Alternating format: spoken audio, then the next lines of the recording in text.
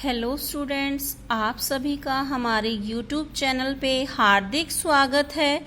आज हम NCERT book +1 geography का थर्ड लेसन लेकर आए हैं, जिसका नाम है पृथ्वी की आंतरिक संरचना। इस लेसन में हम ये पढ़ेंगे कि हमारी धरती का जो आंतरिक भाग है वो कैसे बना है। भूगर्भ की जानकारी के जो स्रोत हैं, हमें पता है कि हमारी जो पृथ्वी है उसका केंद्र जो है 6371 किलोमीटर तक है, तो वहाँ तक डायरेक्ट पहुँच पाना बहुत मुश्किल है। तो इसके लिए हमें अप्रत्यक्ष स्रोतों का सहारा लेते हैं। वैसे हमारे पास दो ही प्रत्यक्ष स्रोत हैं। एक तो हमें गड्ढा खोदें, माइनिंग करें खनन के दौरान, जिससे हम ज़्यादा से ज़्यादा 12-13 किलोमीटर गहराई तक खनन कर सकते हैं, या फिर जो ज्वालामुखी उद्गार आता है उसके माध्यम से हम पता लगाएं कि हमारी धरती के नीचे क्या है। तो ये भी पक्का नहीं पता कि हमारे जो ज्वालामुखी उद्भेदन होता है, लावा कितनी गहराई से बाहर आ रहा है। इसलिए हम पृथ्वी के आंतरिक भाग की जानकारी के लिए अप्रत्यक्ष स्रोतों का सहारा लेते हैं।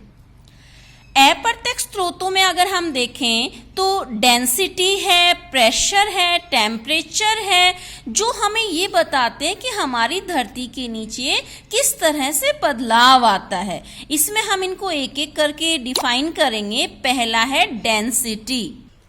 अगर हम घनत्व की बात करें तो हमारी अर्थ की एवरेज डेंसिटी जो है 5.5 ग्राम घन सेंटीमीटर है। इसका मतलब ये है कि पृथ्वी का भार अपने आकार वाले उल्कापिंड का 5 गुना अधिक है।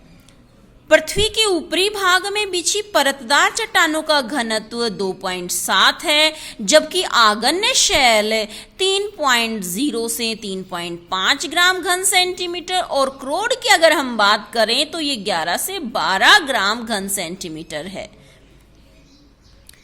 अगर हम प्रेशर को देखें तो पृथ्वी में गहराई के साथ बढ़ते घनत्व के संबंध में वैज्ञानिकों के दो मत हैं। एक मत के अनुसार पृथ्वी के अंतरतम भाग का अत्यधिक घनत्व उसकी बाहरी परतों के भार और दबाव से है। पृथ्वी के क्रोड का अत्यधिक घनत्व वहां स्थित दबाव के कारण है। और दूसरा, पृथ्वी का क्रोड धातु से बना है, जिसके भार के कारण उसका घनत्व 11 से 12 घन ग्राम सेंटीमीटर है। अब हम तापमान की बात करें। टेम्परेचर देखिए, पृथ्वी के भीतर जाने पर तापमान बढ़ जाता है। 32 मीटर की गहराई पर 1 डिग्री सेल्सियस टेम्परेचर बढ़ता है। इस दर से 50 किलोमीटर की गहराई पर 1200 डिग्री सेल्सियस 1800 डिग्री सेल्सियस के बीच और पृथ्वी के क्रोड पर 2 लाख डिग्री सेल्सियस होना चाहिए। लेकिन वास्तव में ये सत्य नहीं है। कुछ वैज्ञानिकों का विचार है कि गहराई के साथ तापमान की वृद्धि भी कम हो जाती है। वो मानते हैं कि 100 किलोमीटर की गहराई पर 12 डिग्री सेल्सियस प्रति किलोमीटर और 100 किलोमीटर से 300 किलोमीटर तक ये 2 डिग्री सेल्सियस प्रति किलोमीटर होती है, जबकि 300 से नीचे 1 डिग्री सेल्सियस प्रति किलोमीटर है। अब इस गणना के अनुसार धात्विक क्रोड का तापमान 2000 डिग्री सेल्सियस है, परंतु कई विद्वान इस मत से सहमत नहीं हैं। उनके अनुसार पृथ्वी के क्रोड में 6000 डिग्री सेल्सियस तापमान है। अब इतने अधिक तापमान में क्रोड के पदार्थ ठोस अवस्था में नहीं रह सकते। वे या तो तरल अवस्था में हैं या गैसीय अवस्था में हैं। वैज्ञानिक ये सिद्ध कर चुके हैं कि दबाव चट्टानों के मेल्टिंग पॉइंट को थोड़ा बढ़ा देता है। अब जो तरल अवस्था में ना होकर ठोस अवस्था में होगा आंतरिक भाग, ये कथन पहले ही गलत हो चुका है। पृथ्वी का क्रोड ना तो ठोस है ना ही तरल है, तो वो गैसीय अवस्था में होगा। ये भी संभव नहीं। क्यों? क्योंकि दूसरे अनेक भूगर्भिक कठिनाइयां उत्पन्न हो सकती हैं। घनत्व, दबाव और तापमान के आधार पर पृथ्वी की बनावट के बारे में कोई निश्चित प्रमाण एकत्रित नहीं किए जा सके। अत्यधिक तापमान के बावजूद धात्विक क्रोड की तरल अवस्था में दबाव के कारण ठोस पदार्थों जैसा आचरण करती हैं। प्लास्टिक अवस्था में है जिससे लचीलापन आ जाता है। दबाव के कारण 2900 किलोमीटर की गहराई तक ठोस प्रतीत होती है।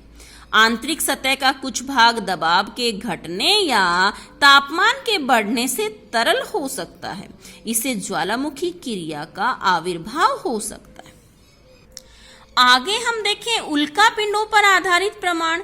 अब अंतरिक्ष से जो उल्का पिंड आते हैं उन्हें देखकर हम अनुमान लगा लेते हैं कि जैसे ये बने हैं वैसे ही हमारी पृथ्वी भी बनी होगी, क्योंकि वो भी ब्रह्मांड का एक हिस्सा है। अब इनके अध्ययन से दो बातों का अनुमान लगाया जाता है। पहला, पृथ्वी से उल्का पिंडों के समान प्याज की परतें पाई जाती हैं। दूसरा, इसमें लोहे और निकेल की प्रधानता है, तो पृथ्वी के केंद्र में भी भारी धातुएं होंगी। अब हम बात करें भूकंपीय तरंगों पर आधारित प्रमाण। भूकंपीय तरंगों को हम सिस्मोग्राफ पर दर्ज करते हैं। अब भूकंपीय तरंगों के माध्यम से भूगर्भ की जानकारी की पहली कोशिश 1909 में मोहरोविसिस ने दी थी। अब भूकंप के दौरान 3 प्रकार की तरंगें उत्पन्न होती हैं, पी वेव्स, एस वेव्स और एल वेव्स। हम एक एक को देखेंगे। जो पी वेव्स है, जिसे हम प्राइमरी वेव्स या लॉन्गिट्यूशनल वेव्स भी कहते हैं, ये आगे पीछे चलती हैं, ध्वनि तरंगों के समान बढ़ती हैं, सबसे तेज इनका वेग होता है और तीनों माध्यमों से ये गुजरे सकती हैं। इनका वेग जो है 8 से 14 किलोमीटर प्रति सेकंड होता है। एस वेव, जिन्हें हम सेकेंडरी वेव्स या ट्रांसवर्स वेव्स भी कहते हैं, इनकी अगर हम विशेषता देखें तो ये दाएं बाएं या ऊपर नीचे दोलन करती हैं।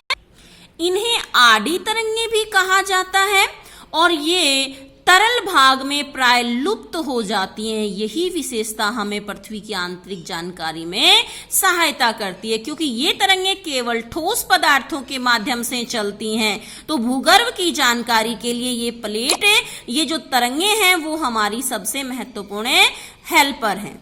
इनका वेग जो है 4 से 6 किलोमीटर प्रति घंटा होता है। अगर हम एल वेव्स को देखें, जिन्हें लॉन्ग वेव्स या सरफेस वेव्स भी कहते हैं, क्योंकि ये धरातल पर ही चलती हैं, इसलिए धरातल ये तरंगे इन्हें कहते हैं।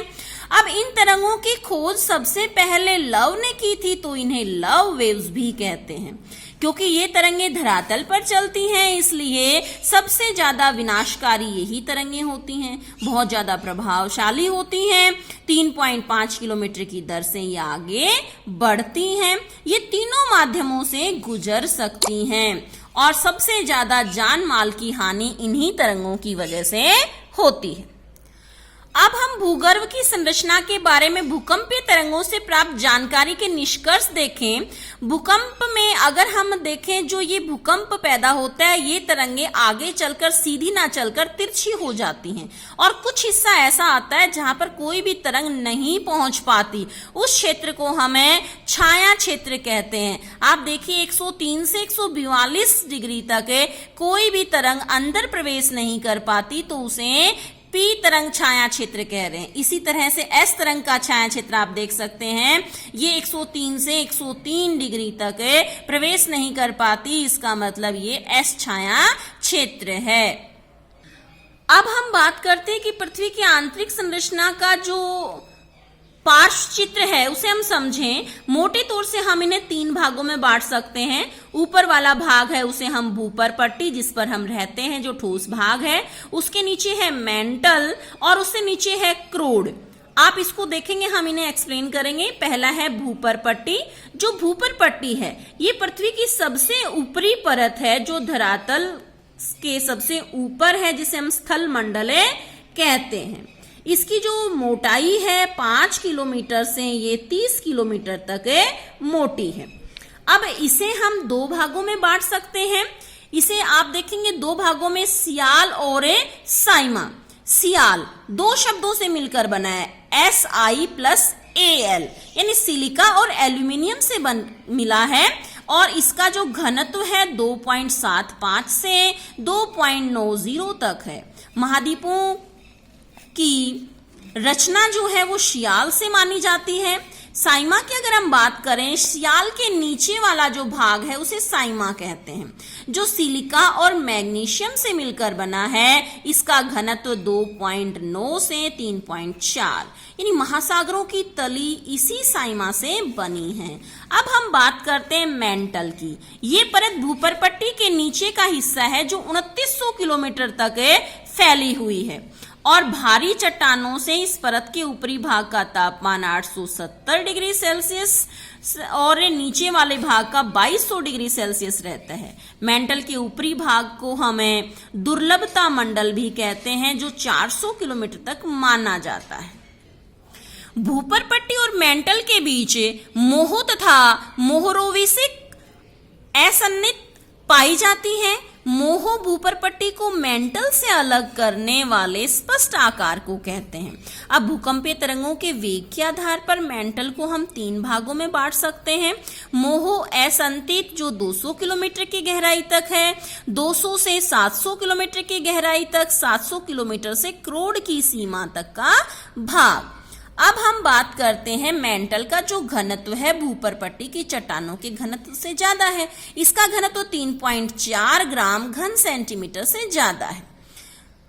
अब लास्ट में हम देखें क्रोड। ये पृथ्वी का केंद्रीय भाग है जिसका विस्तार मेंटल से लेकर और 6371 किलोमीटर तक है।